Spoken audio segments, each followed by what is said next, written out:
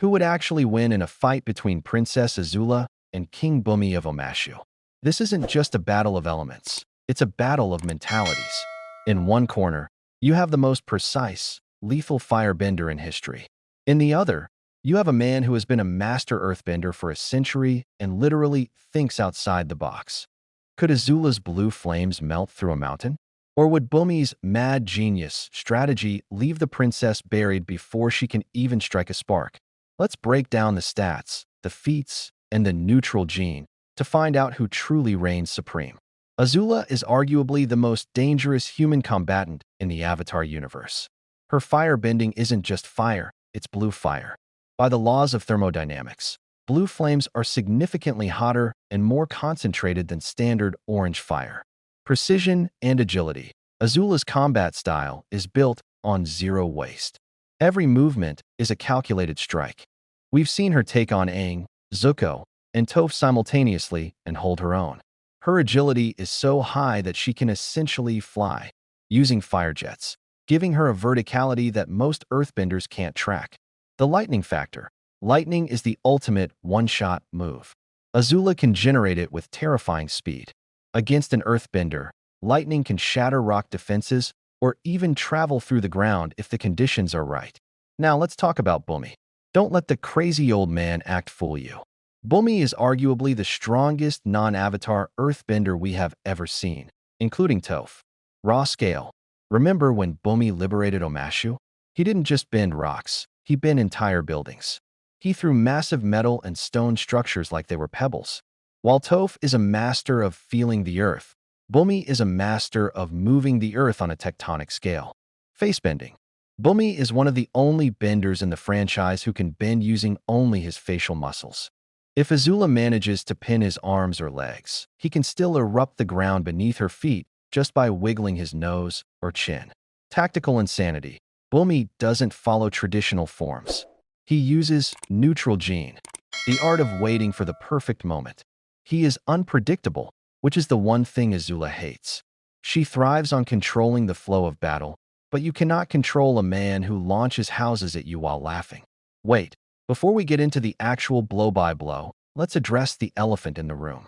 Most fans think fire can't beat rock, but at the temperatures Azula produces, she can literally turn Bumi's defenses into lava or glass. If she melts his shield, does Bumi lose his primary weapon? Or does he just use the molten rock against her? Stay tuned, because the environment changes everything here.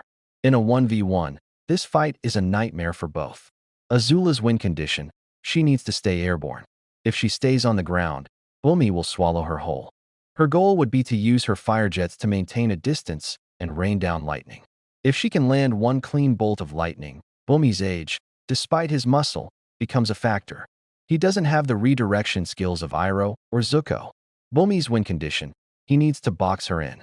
Bumi's specialty is changing the terrain. He can turn the ground into quicksand or create massive pillars to knock her out of the sky. Bumi doesn't need to hit Azula directly. He just needs to make the entire battlefield uninhabitable for her. Stronger is a tricky word. In terms of raw power output, Bumi wins. No question. The sheer mass of Earth he can move dwarfs the amount of fire Azula can produce. He is a one-man army. However, in terms of combat lethality, Azula has the edge. She is a closer. She doesn't just fight, she ends things. The deciding factor? Endurance and experience. Bumi has been fighting for over a century. He fought through the entire 100-year war. He knows every trick in the book. Azula is a prodigy, but she is still a teenager. In a long-form fight, Bumi's ability to reshape the entire world around Azula would eventually overwhelm her perfection. When you compare a master of precision to a master of chaos, chaos usually wins because it can't be predicted. Azula would put up a legendary fight, and she might even scar the king, but Bumi's mad genius and his ability to bend with his face mean he is never truly out of the fight. King Bumi takes this fight 6 times out of 10. The scale of his earthbending is just on a different level than what Azula is used to fighting. But that's just our take here at Avatar Possibilities. Do you think Azula's lightning is too fast for the old king to handle? Or is Bumi's neutral gene the ultimate counter to the Fire Nation's princess? If you enjoyed this deep dive, make sure to hit that subscribe button and turn on notifications. We've got a massive breakdown of Iroh versus Ozai coming up next week that you do not want to miss. Drop a comment below with who you want to see in the arena next.